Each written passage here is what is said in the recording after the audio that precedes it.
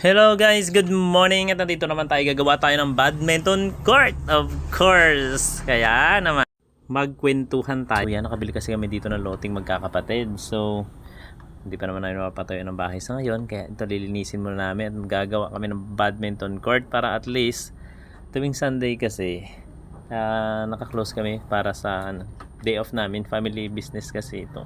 So, nagpapahinga kami every Sunday. So, wala naman kaming gagawin pag Sunday. Dito muna kami magpapalipas ng oras at mag-i-enjoy, maglalaro ng badminton na to. So kasama na rin doon yung syempre yung workout para healthy, 'di ba? So, sa ngayon maglilinis muna tayo para mapagawa natin ng badminton court. Kaya ito, pinabilis ko na lang yung video na yan para mabilis matapos kasi baka butin tayo maghapon hindi pa rin tayo natatapos niyan. So ito na, naglalaro na nga dyan si Ate Dap at saka yung pamangkin ko. Hindi pa nga natatayo yung net na yan, yung badminton court na yan. So ito, naglalaro na kami. Talaga naman masaya. Enjoy naman kami dito. Kasi minsan lang family bonding na rin yan. Every Sunday lang naman kasi. So, eto, saya-saya nga naman. Yan, pagpapawis-pawisan ka talaga. At dahil di pa naman kami masyadong sanay, so pulot kami ng pulot niyan, ng bala ng badminton na yan.